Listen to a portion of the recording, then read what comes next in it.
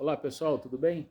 Então vamos dando sequência ao nosso curso de reabilitação em fraturas e dando sequência na reabilitação das fraturas da clavícula. A gente falou da avaliação, das diretrizes de avaliação e hoje a gente vai falar basicamente as diretrizes cinesioterapêuticas. Por que cinesioterapêuticas?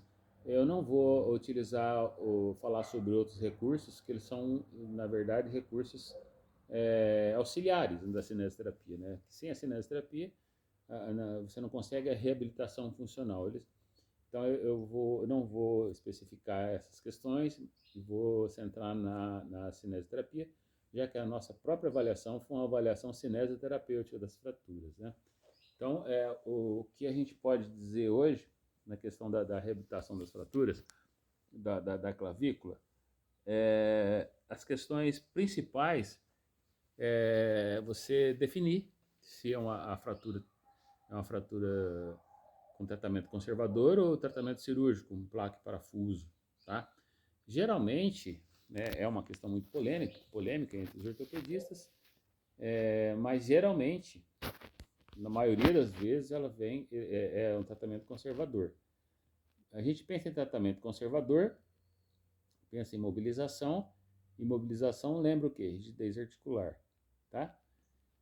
Então, o principal objetivo do tratamento da reabilitação em fraturas é você conseguir a amplitude de movimento das articulações envolvidas na cintura escapular, ou seja, escápulo-torácica, a esternoclavicular, a cromoclavicular e a glenomeral, principalmente a glenomeral, tá? Os movimentos da glenomeral. Tá? Então, no primeiro momento, a gente vai começar com exercícios pendulares evitando a questão da gravidade, né? Os exercícios pendulares, eles podem ser feitos em pêndulo mesmo, em rotação, circundução, né? E flexão, extensão, adução, abdução, evitando as compensações, tá? Com muito cuidado, tá? Depois vai sendo progressivamente o ganho de amplitude com cuidados com relação às rotações interna e externa da glenomeral e, consequentemente, vai se ganhando amplitude de movimento em todas essas articulações, ou seja, você estimular o paciente ativamente a fazer os movimentos, né? Os movimentos que o ombro faz, na dependência da consolidação óssea, né? Isso é muito importante, e a sustentação de peso e descarga de peso. Aí, consequentemente, você vai conseguindo também uma força muscular importante, né? Melhorar essa condição muscular, principalmente dos músculos envolvidos na clavícula, esternocleidomastoide, peitoral maior, o deltoide, subclávio, né? E também os músculos de todo o membro superior e de toda a cintura escapular. Tá? Isso é a base de tratamento. E no final, quando o paciente já tiver com amplitude de movimento boa, uma força muscular satisfatória, você pode intensificar as questões da propriocepção.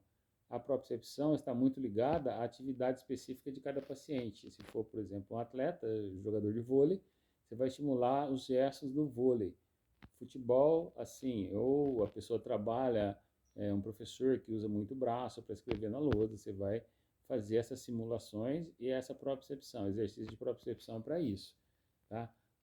O esporte de contato basicamente de 6 meses para frente, dependendo de cada paciente.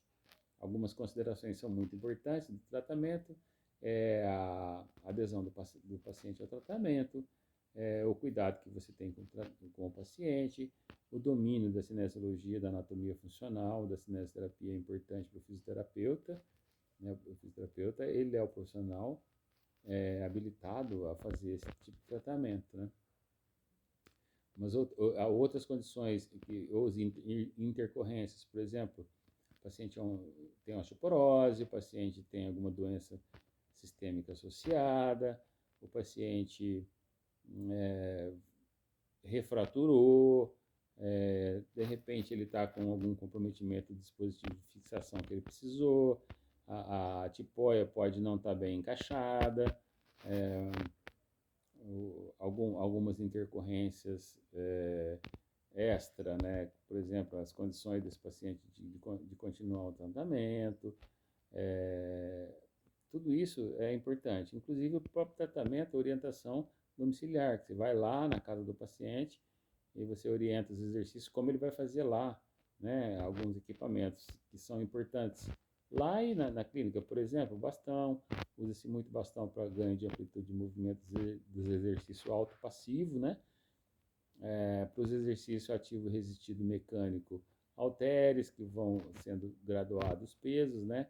Você pode utilizar o exercício ativo resistido manual. O manual ele tem a vantagem de você graduar sua resistência. O mecânico não tem, é aquela resistência, aquele peso, tá? O exercício ativo assistido, você pode estimular principalmente esses pacientes que têm um grau de força muscular legal, bom, né? Pode fazer exercício ativo assistido. O alongamento da musculatura contraturada, né? Essas contraturas adaptativas, né? Pós-imobilização. Exercício dentro da água é importante também, porque não tem um impacto muito grande, é só a mobilização. Posteriormente, se for necessário, você pode fazer as mobilizações articulares com os movimentos acessórios, tá? Mas com muito cuidado e muito conhecimento sobre isso, né? Tá? E no final o paciente tem que estar bem para coçar a cabeça, para coçar as costas, para pegar algum objeto em cima da cabeça, do lado, pegar um copo, tomar uma água no copo, vai estar legal para